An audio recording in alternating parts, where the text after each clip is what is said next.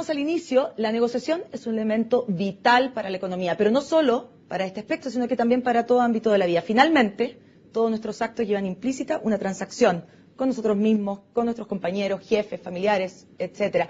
Y esta transacción implica también ceder en algo para ganar en otras cosas. Para analizar las claves de una buena negociación en las empresas, estamos con el abogado, director del Centro de Negociación de la Universidad Católica y experto en este tema, Cristian Sayé. Muchas gracias por estar con nosotros. Muchas gracias a ti, Marlene. También en la clase ejecutiva, que entiendo que es un programa entre la Universidad Católica y el Mercurio, ¿es así? Efectivamente, un programa que está desde el año 2001, en conjunto la Católica con el Mercurio, y el curso de negociación está desde el año 2003. Bueno, ahí han tenido, por lo tanto, la oportunidad de encuestar a muchos ejecutivos y empresarios chilenos. Nuestro cálculo es que más de 5.000 personas han respondido todas las consultas que les vamos haciendo durante la clase y que tienen que ver con cómo los chilenos entienden la negociación. Ese es el objetivo, para después sacar estadísticas, muestreos y tratar de determinar en qué podemos mejorar y en qué somos buenos. Y hay varios aspectos pendientes. Por ejemplo, según una de las cifras que ustedes dan, es que el 69% dice no tener confianza en la información que le entrega la otra parte al negociar. Es decir, la desconfianza vuelve a ser entre los chilenos un tema central. Efectivamente, y aquí hay que decir que lamentablemente nuestra cultura se basa bastante en la desconfianza y especialmente en el ámbito empresarial. Como decías tú, casi el 70% de los chilenos pensamos que cuando estamos negociando un contrato, cuando estamos viendo una fusión entre empresas, cualquier actividad empresarial, estamos pensando que la otra parte no nos está entregando toda la información. Si tú piensas que un 70% piensa eso, y al otro lado tiene una persona que lo más probable es que el 70% que esté pensando lo mismo, tú podrás entender qué tipo de negociación vamos a tener. Esa negociación generalmente pasa a ser competitiva, porque si tú crees que la otra parte te va a atacar o que de alguna manera quiere tratar de que a ti no te vaya bien en esa negociación, tú te pones a la defensiva. Entrando el factor desconfianza, lo más probable es que no solo la negociación sea competitiva, sino que se puede tornar en una negociación en que el juego es suma cero, o sea que los dos pierdan. ¿En qué influye finalmente en la economía, en la empresa, esta desconfianza o finalmente esto se traduce en el que no negociamos bien? En ambas cosas, porque tenemos un clima en muchas empresas, no solo al interior de las organizaciones, sino que entre organizaciones de desconfianza. Muchos casos judiciales importantes que ha habido en el último tiempo han tenido que ver con las faltas de confianza o de desconfianza que existe. Y lo otro es que influye en la forma como nosotros negociamos, no solo en lo que se refiere a nuestra empresa, sino que lo que nos pasa a nivel de organizaciones, como puede ser nuestro colegio, nuestras universidades, nuestro pasatiempo que tiene que ver con los clubes deportivos. En el sistema social, finalmente. En el sistema social. Estamos inmersos en organizaciones sociales que son pequeños sistemas, desde la familia al Estado. Y en Chile, lamentablemente, tenemos una cultura de la desconfianza y eso es lo que estamos tratando de ver cómo se puede erradicar de manera de incorporar metodologías que tengan que ver más con solución cooperativa de conflicto. ¿Cómo es eso, solución cooperativa de conflicto? La solución cooperativa de conflicto quiere entender que, antes que nada, la apuesta a que tú, que vas a negociar conmigo, vas a tener una relación de largo plazo. Y como vamos a tener una relación de largo plazo, eso implica que los actos que tú vas a hacer hoy y los que voy a hacer yo van a impactar en nuestros nuevos negocios que vamos a tener en el futuro. Entendiendo así la negociación, a mí me conviene, desde la perspectiva de la negociación, ser honesto, ser cabal, ocupar bien el poder en relación contigo, y a ti te conviene lo mismo respecto a mí, porque los dos sabemos que vamos a salir, entre comillas, gananciosos de esa situación, no solo ahora, sino que también en el futuro. En el fondo, no ver una negociación como una batalla, sino que como una guerra, sino que verlo como una batalla dentro de la tremenda guerra. Efectivamente, tú sabes que encuestados los ejecutivos chilenos respecto de varias posibilidades de cómo entienden y cómo ven la negociación, más de un 80% dice que lo entiende como un partido de fútbol. ¿Qué es lo que te indica eso? ¿Que es ganar o perder? Bueno, los partidos de fútbol también se empatan, pero es un ganar-perder. No, pero es un partido el que se empata. Y es un partido. Bueno, ahí tocaste un punto que es muy importante, que son las negociaciones spot o de una sola vez. Las negociaciones de una sola vez, como puede ser la compra de una casa, la compra de un automóvil, o una persona que no va a ver más, o en la cual desconfías, tú tal vez puedes ser más competitivo.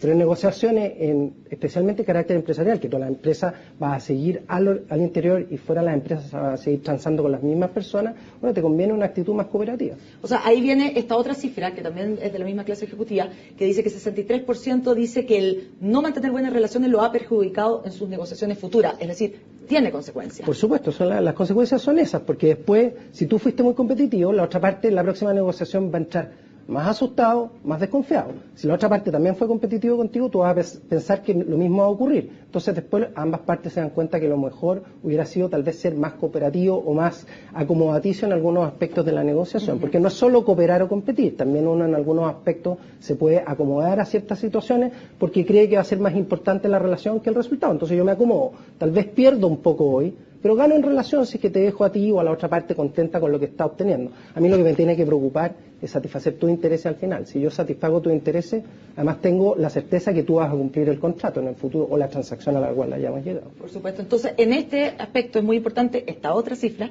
que dice que el 86% al no tener un punto de retirada planificado entrega más de lo deseado. Es decir, uno tiene que tener los límites de cuánto estoy hasta dónde llego.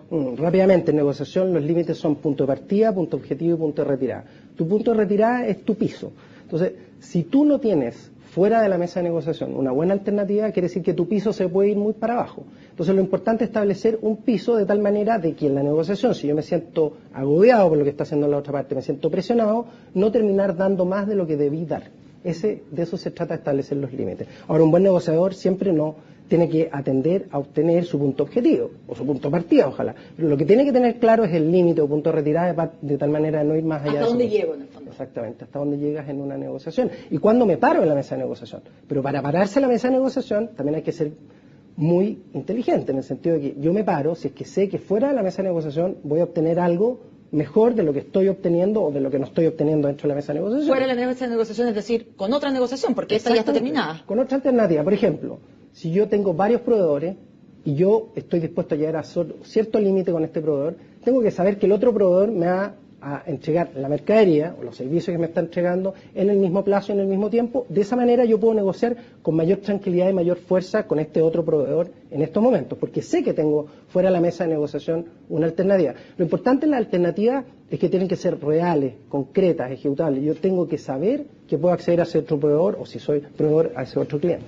Tiene mucho de psicología y de sociología todo esto que estamos hablando. Mucho, especialmente de sociología. Sociología tiene que ver con el comportamiento de las personas, la psicología también tiene que ver con la mente humana y la negociación tiene que ver mucho con la comunicación. La comunicación son no solo el lenguaje verbal, que es lo que tenemos en estos momentos, sino que tiene que ver con el lenguaje gestual, tiene que ver con las cosas que no son corporales, tiene que ver con los silencios. ¿Y todo eso también se les enseña a los ejecutivos, a los empresarios? Bueno, uno de los objetivos que tienen los talleres de negociación, las clases que impartimos en la Universidad Católica, es poder explotar al máximo las habilidades que tienen las personas innatamente y las que no tienen esas habilidades, tratar de construírselas. Y una de las principales construcciones que hacemos nosotros es comunicación. En comunicación, como un buen periodista, sabe escuchar. ¿Y aprenden? Mucho se aprende, porque no solo se nace siendo un negociador, que es lo que piensan muchas personas, sino que también se hacen, los buenos negociadores se hacen también. Hay otra cifra que personalmente me llamó mucho la atención, que dice que el 47% de los ejecutivos empresarios chilenos dice que usar tácticas éticamente cuestionables es solo parte del juego. O sea, bueno, eso implícitamente se está diciendo, las usamos. Sí, por supuesto.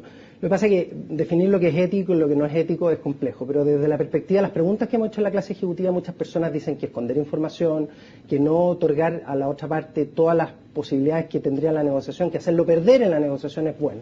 Y muchas de esas tácticas han sido definidas por, en general, estudios objetivos como poco éticas o no apegadas estrictamente a los patrones que tiene una sociedad de mercado, aunque todos debemos confiar en todos, que es lo primero que decíamos en esta entrevista. Lamentablemente la ética tiene que ver con la falta de confianza. ¿Por qué? Porque la ética en las negociaciones dice que yo tengo que hacer a lo menos lo que yo espero que me hagan a mí. Entonces, si en una negociación yo entro nuevamente, competitivamente, desconfiadamente, yo me siento con la libertad, muchas veces, porque sé que la otra persona se va a comportar igual, de hacer comportamientos que no son necesariamente los que corresponden. Y eso nos lleva nuevamente a negociaciones muy competitivas.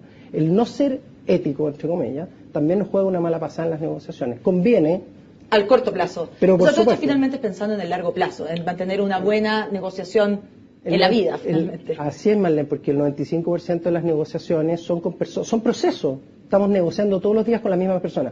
Tú negocias con tu jefe, negocias con tus amigos, negocias con las personas en el colegio, en la universidad, negocias con tus compañeros de trabajo. Entonces, con un proveedor, con un cliente. Esas negociaciones son relaciones de largo plazo. Entonces, la recomendación en términos generales es que tus relaciones tienen que ser buenas. Si tú tienes buenas relaciones, garantiza que en el futuro los negocios sean más fáciles, más practicables.